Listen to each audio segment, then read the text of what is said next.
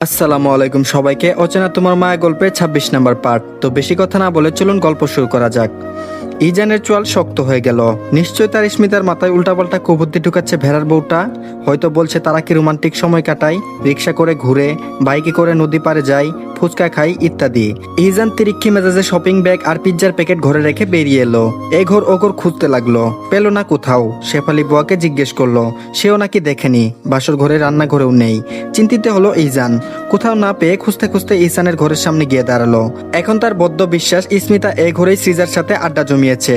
বউটা তার এই মেয়ের কাছ থেকে কুবুদ্ধি নিয়ে গাল ফুলিয়ে থাকবে তার সাথে? না, এ হতে দেওয়া যায় না। এক বুক দীর্ঘশ্বাস ফেলে ইজান বহুদিন পর ইসানের ঘরের দরজায় টুকা দিল। আস্তে করে দুটো টুকা দিয়ে সে অবশ্য থেমে গেল। বুকটা আচমকা ভাল লাগলো। এ ঘরটা তার মায়ের, তার কত প্রিয়, অথচ দেয়নি। ভেড়াটা দেয়নি এই ঘরটা। নিজের দখলে নিয়ে বউটাকে নিয়ে সংসার পেতে বসেছে। ইজান দীর্ঘশ্বাস ফেলে রাগ মুখে দাঁড়িয়ে থাকে। দরজা খুলতে এত সময় লাগে নাকি? অসহ্য হয়ে সে থাবা বসায় আবারও। ভেতর থেকে মেয়েলি গলা ভেসে আসে, বলল আসছি। দরজা খুলে ইজানকে দেখে সৃজা অবাক হয়, তবে সেটা বুঝতে দেয় না। মাথায় ওড়না নিয়ে তারপর বলে, ভাইয়া আপনি কিছু দরকার? আদিক খেতা ভাই ডাকা হচ্ছে। সে আবার কখন থেকে এই মেয়ের ভাই বনে গেল? ইজান শক্ত মুখ বানিয়ে গম গম সরে বলল, স্মিতাকে আসতে বলো। সৃজা অবাক হয়ে বলল, স্মিতা মানে ভাবি তো এখানে নেই। ইজান ভ্রু কুচকে ফেলে, তারপর বলল, নেই মানে? সৃজা বলল, নেই মানে এখানে তো আসেনি। ইজান বলল, মিথ্যা বলছো, ডাকো ওকে। সৃজা বোকা হয়ে যায়, সরু গলায় বলে, আশ্চর্য, মিথ্যা বলবো কেন আমি আপনাকে? ইজান কটমট করে বলে, আমার বউকে কান পড়া দিতে? আর কেন?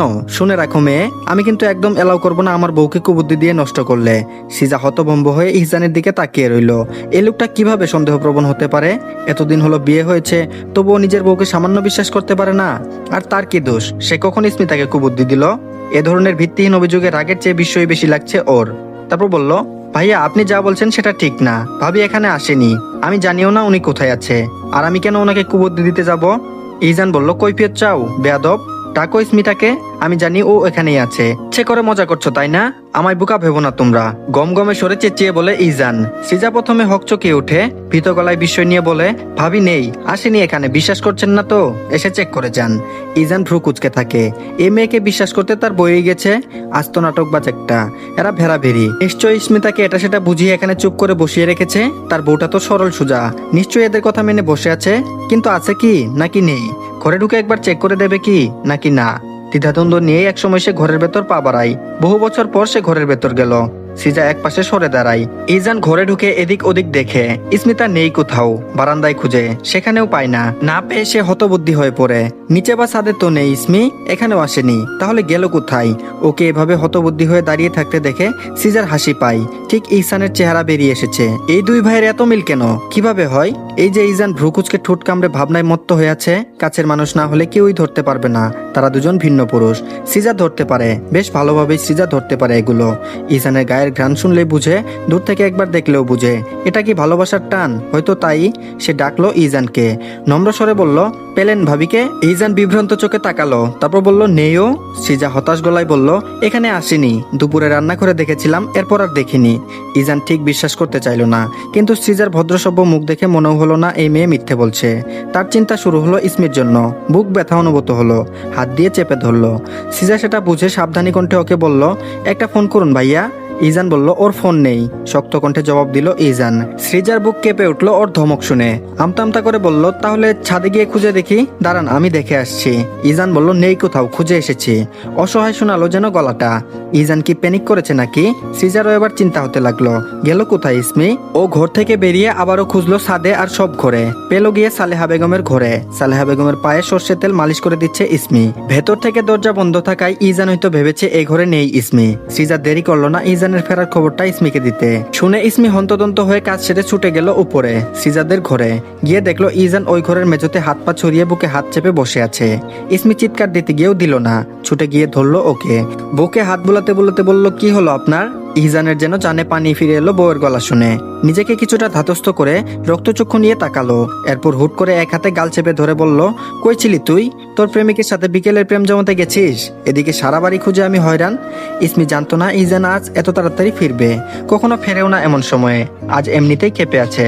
এখন যদি শুনে ইসমি সালেহা বেগমের পা মালিশ করে দিচ্ছিল, অন্যর কাজ করছিল, তাহলে এই লোক আরো হাজারটা প্রশ্ন করবে ওকে, আদমরা করে ফেলবে।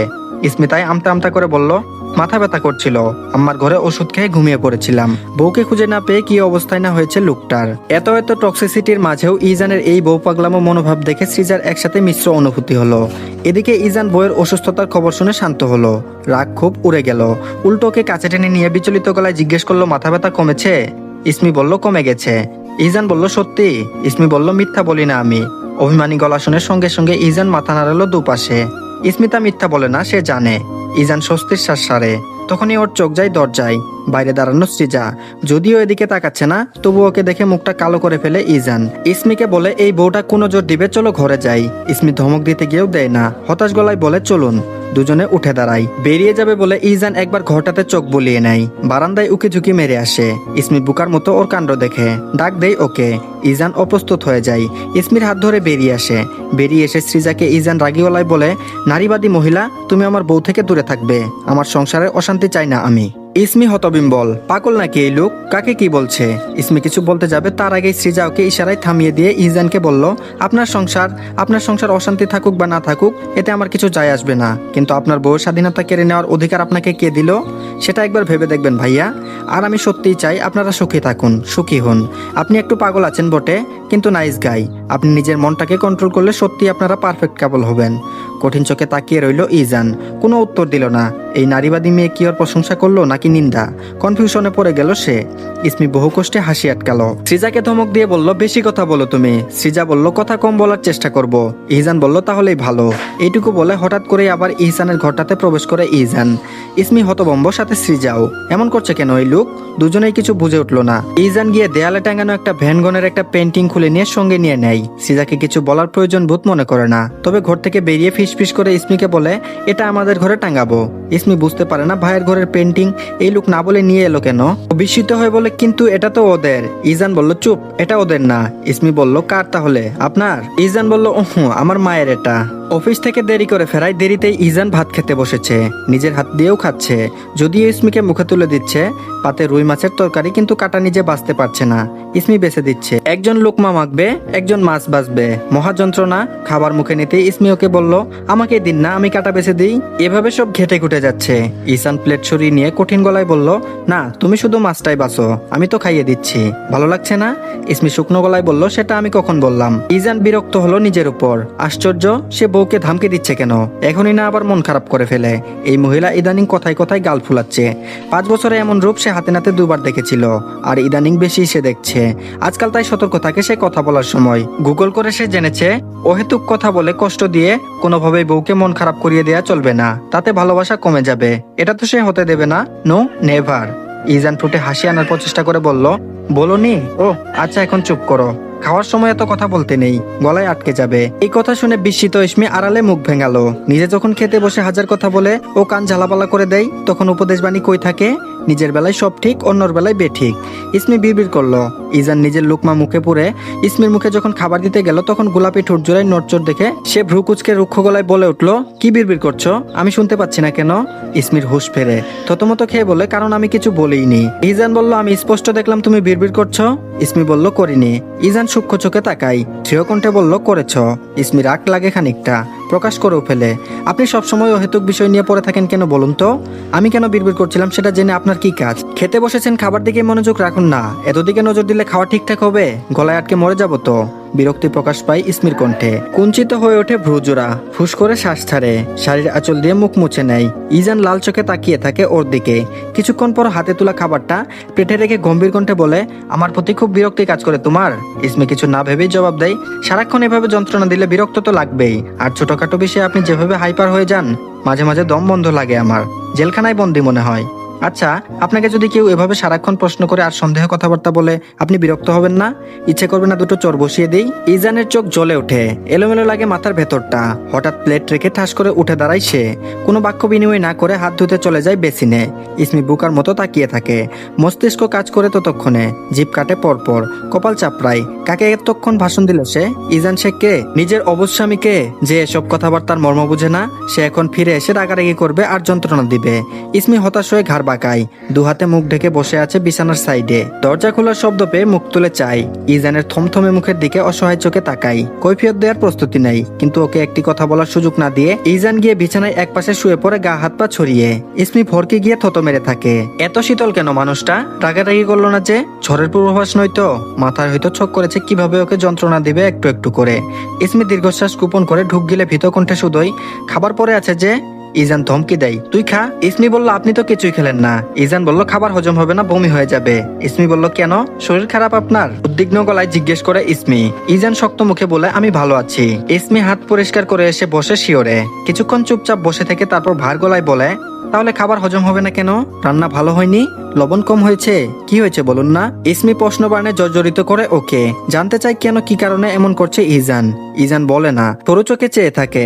এক সময় না পেরে ঠাস করে এসে ওর কোলে মুখ গুজে রুক্ষ কণ্ঠে জবাব দেয়, ও সময় কি বিড়বিড় করছিলি বল? ইসমি হাঁপ ছাড়ে। ওহ, চোরের কথা? ওটা তো কথার কথাই বলেছিলাম, আপনাকে না। আমি কি আপনার গায়ে হাত দেবো নাকি? এর আগে খসে যাক আমার হাত। ইজান বলতে চাচ্ছিল না কথাটা, তবুও কৌতূহল খুঁচাচ্ছে ওকে। নিজের কাছেই হার মেনে নিয়ে সে জানতে চাই, উহু ওসব না, বিড়বিড় করে কি বলেছিস সেটা জানতে চাইছি। ইসমি হতবম্ব।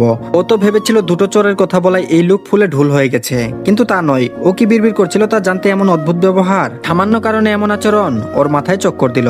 বলল, তখন কি বলেছিলাম? গুরুত্বপূর্ণ কিছু না তো, মাছের কাটার কথা। ইজান বলল, কি বলেছিলে? ইসমির গলায় কাদো কাদো ভাব এসে জমা হতে চাই। তখনও আসলে কি বলেছিল মনে নেই, কিন্তু এখন এই লোককে কিছু না বললে এভাবে ওকে নাজেহাল করে ছাড়বে। ইসমি বহু কষ্টে আবেগ লুকিয়ে বলল, বলেছিলাম আপনার গলায় মাছের কাটা বিঁধে গেলে কিভাবে ছুটাবো, কোন ছোড়াটা যেন পড়তে হয় সেটাই বিড়বিড় করছিলাম। ইজান ওর স্বীকারোক্তি শুনে শান্তি পেল। তার বউ মনে মনে উপরে উপরে কিভাবে সব তার জানা চাই, জানতে ইচ্ছে করে, নয়তো হাফ ফাঁস লাগে, খালি খালি লাগে, সন্দেহ লাগে। ও ইসমির অনাবিত্র উদরে ঠোঁট বসিয়ে চুমু খেয়ে এরপর স্বস্তি নিয়ে বলল, এটা তখনই বলে দিলেই হতো, তুমি ইদানিং বড্ড কথা পেঁচাও। ইসমিতা, আমার ভালো লাগে না এসব। ইসমি হতাশার শ্বাস পেলে ওর চুল টেনে দিতে দিতে বলে, রাগ কমান, এত রাগ ভালো না। ইজান মৃদু কণ্ঠে বলল, চেষ্টা করি তো। ইসমি দৃঢ় কণ্ঠে বলল, চেষ্টা করলে চলবে না, পারতে হবে। ইজান ধীর গলায় বলে, কিন্তু আমার কি মনে হয় জানো, আমি রাগ কমাতে পারবো না। আমার রাগ রক্তে মিশে গেছে, না চাইতেও তোমার সাথে দেখিয়ে ফেলি। তো আজকের পার্টটি এই পর্যন্তই। আশা করছি সবার কাছে ভালো লেগেছে। তো যারা ভিডিওটি লাস্ট পর্যন্ত দেখেন তারা সবাই প্লিজ ভিডিওতে একটা করে লাইক দিবেন। আর নতুন একটা গল্প দিয়েছি, বাধ্য ভালোবাসার, তো আপনারা চাইলে সেটাও দেখতে পারেন। সেটাও অনেক ভালো গল্প, আশা করছি আপনাদের কাছে ভালো লাগবে। তো সেটার লিঙ্ক আমি আমার কমেন্ট বক্স আর ডিসক্রিপশন বক্সে দিয়ে দিব, আর আপনারা চ্যানেলে গেলেও পাবেন। তো ধন্যবাদ সবাইকে, ভালো থাকবেন সবাই।